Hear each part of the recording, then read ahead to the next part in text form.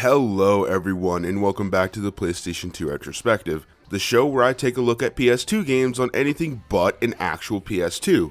Today we're going to be taking a look at a very different type of game. Cel Damage is a vehicular combat game that was developed by Pseudo Interactive and was released on November 14th, 2001 on the Xbox. Yeah, Cel Damage is a little bit of a unique case for this retrospective, since it was originally released for the Xbox and GameCube in 2001 and 2002 respectively. It actually never came out for the PlayStation 2.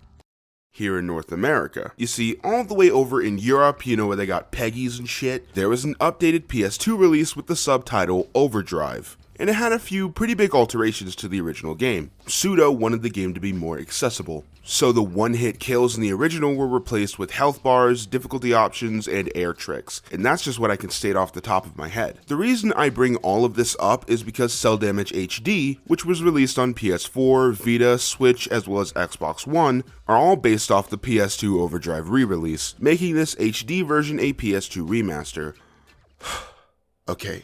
With all that shit over with, for transparency's sake, I am playing this on the Switch, which is the most recent release of the game, with the differences between this and the PS2 original being pretty obvious. Like the gameplay being in 16:9, as well as this downright ugly TV filter that's plastered on the 4:3 stuff. PS, to all future remasters from any developers, stop doing this. I'm a grown-up. I was a part of the last generation of people who used VHS as their primary form of entertainment. I'm old enough to deal with a blast from the past with shit being in a different aspect ratio. Please, it burns my eyes. This is shit Nintendo's been doing since the 90s with the Super Game Boy. The first thing you'll notice is that this game is downright beautiful even after 20 years. That's 2 whole decades. That's like if a game came out now and people in 2041 were like, oh, this still looks amazing. I don't know why they have an accent, but I can dig it. The 3D models may not capture how good the 2D art is, but it's still easy on the eyes. I love the character designs and how, for the lack of a better word,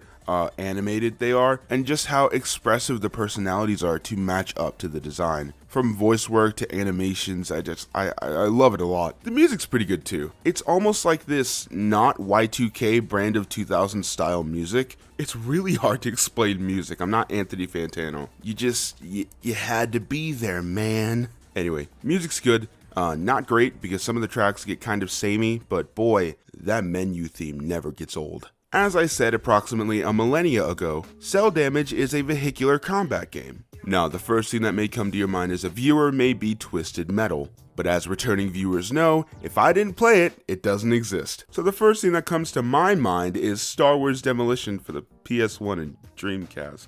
You know, just less mediocre and confusing. Cel Damage has 3 simple game modes: Smack Attack, Gate Relay, and Flag Rally. Smack Attack is just a simple free-for-all where you use anything at your disposal in order to be the first one to get 300 hits. It's easy to understand and it's pretty fun. It's probably what I'd consider to be the quote-unquote main mode for Cel Damage. Flag Relay is about being the first to collect 10 flags, and it's actually pretty great. Especially when playing this Overdrive version where you can flip in the air and boost. Oddly enough, Flag Relay is my personal favorite, but I play Smack Attack more for some reason. And then there's Gate Relay, which is essentially racing, and it's not all that great. Because, contrary to popular belief, Cel Damage was not made for fast-paced racing, or at least its maps weren't. The game recycles the same 12 maps for each different mode, which kind of squashes the potential for each individual game type. And this is why I love the new Cel Damage HD stage, Boss Bash. It feels like it was made with all 3 different modes in mind, with tons of elevation, hazards, and, you know, a bunch of game design stuff. The point is that the stage is really fun no matter what game mode you play it on.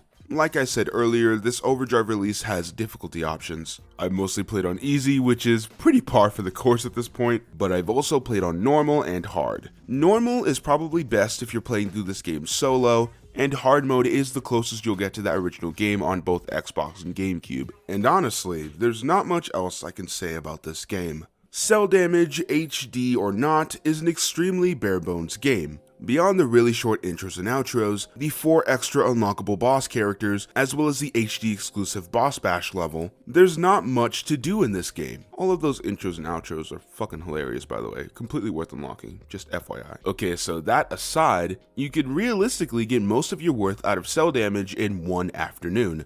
But the question is that really a bad thing? Cel Damage was made for a niche audience of people, like Rebel Taxi, YMS, Daz Reviews, myself, as well as anybody else who clicked on this video. Even with the attempt at making this game more accessible, Cel Damage was always meant to be a bit of a cult classic game. Not some epic cinematic driving RPG that lasts 200 hours, although that's not a bad idea. It's that game where your friends come over, take one look, and then ask, what in the hell is that? Possibly resulting in an all-night play session with your buds, which is the best way to enjoy this game, by the way. Overdrive specifically is a fun filler game. It's something you turn on to keep yourself occupied for a few rounds. It's fast, fun, and doesn't waste your time. And I wholeheartedly would never have it any other way. I actually feel for the reviewers who rate this game so low. Like, yeah, I can see the jank, the lack of variety and unlockable stuff. I still love this game, it's my baby. Now, there was going to be a sequel, but it fell through because of the original game's slow number sales. Not low,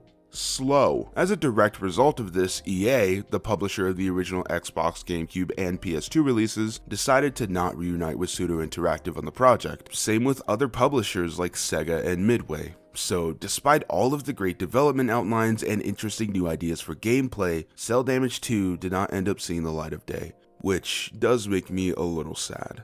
Some of you may say that Cel Damage's legacy was cut too short, and has now been relegated to being that weird old game you got for cheap on the eShop, but I'd argue that that's okay. Sometimes it's fine to have a singular work that will forever stand against problems like creative stagnation, being turned into a franchise that gets milked for all of its worth by higher-ups, and disappointing conclusions to lengthy stories, no matter how dated it really is. Regardless of what version of this game you play, Cel Damage will forever live on as a semi-underground classic that can never be matched in terms of music, fun factor, characters, and style. There really is only one Cel Damage, and that's completely fine.